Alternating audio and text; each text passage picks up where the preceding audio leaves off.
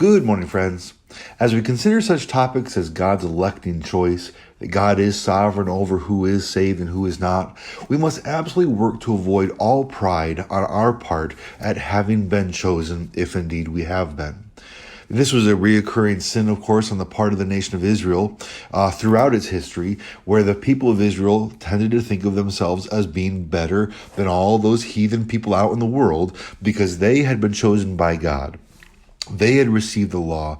God had sent the prophets to them. They had been given the covenants and so on. And we could, and some do, fall into that same sort of pridefulness where we consider that we are chosen by God for eternal salvation, and therefore perhaps God saw something in us that he did not see in others, and that's why he chose us. That we were more predisposed toward him than others, that we were more noble in our base character than others, or something like that, something in us that was good, something that we had that everyone else lacked, and that's why God chose us. But the simple truth is that no, none of that happened.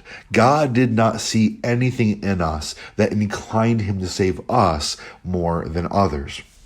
And we see a reminder of that in the passage that we read from Matthew 15 this past Sunday, because Jesus explains that it is not what goes into the mouth that defiles a person, but what comes out of the mouth. This defiles a person. Then we have our little sidebar concerning Jesus causing offense, which was the focus of Sunday's sermon. But then in verse 15, Peter asks Jesus to explain the whole into the mouth, out of the mouth thing a bit more. And Jesus asks, "Are you also still without understanding?" You see, the Pharisees did not understand and accept because they were not Christ's sheep. But here we see that Peter, even though he is one of Christ's sheep, he and presumably the other disciples were still having a hard time understanding what it was that Jesus meant.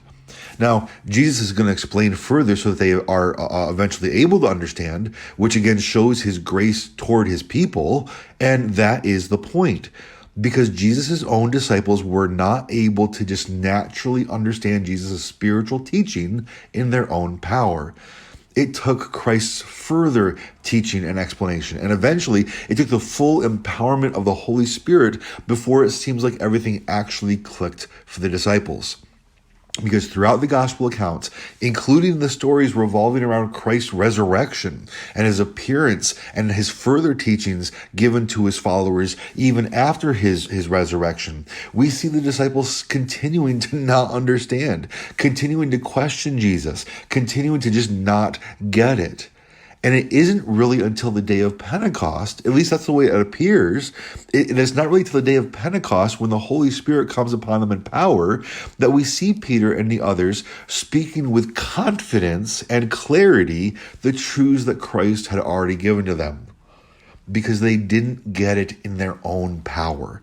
They didn't understand it when they were trying to understand merely using their own finite, sinful human faculties. It took the work of the Holy Spirit in their hearts and minds to bring them to actual, true understanding of the teachings of Jesus Christ. And that is God's awesome grace continuing to work in the lives of his people, in the lives of those he has chosen before the foundation of the world. We continue to not deserve salvation in and of ourselves. We continue to not really understand. We continue to mess things up when we try to put things together using our own finite, sinful human resources and capacities.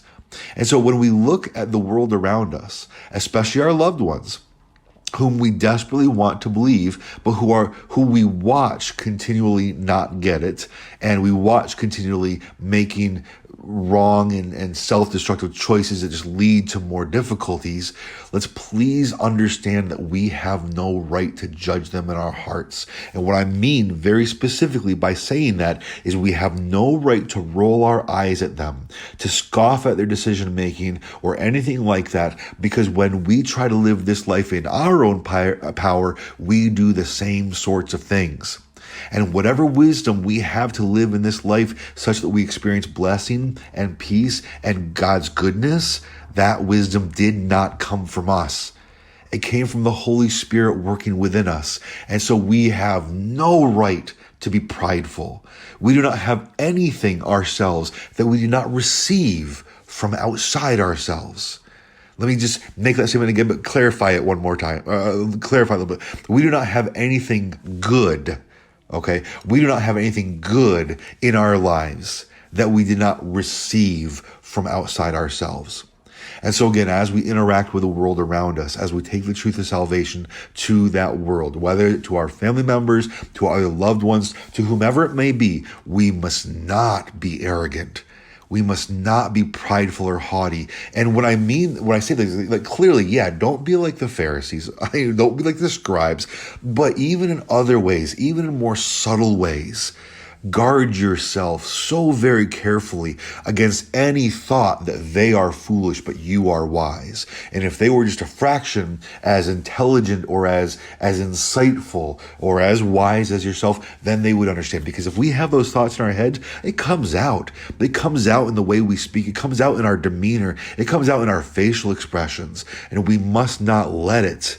Because in and of ourselves, in our own power, we would ask the same questions as Peter and the disciples, and Jesus would look at us in the same way and ask, are you also still without understanding? Because yes, without the grace of God through the power of the Holy Spirit, we also still would be without understanding. So humble yourself before God. And yes, humble yourself before the world for the sake of communicating God's grace. Go to the people in the world as one beggar who simply wants to tell other beggars where they can find bread. Put anything even remotely resembling pride away. And may your disposition and attitude, may your heart motive toward the world be one of gentleness and compassion and humility. And with that, I pray you have a good and godly day. And Lord willing, I will see you soon.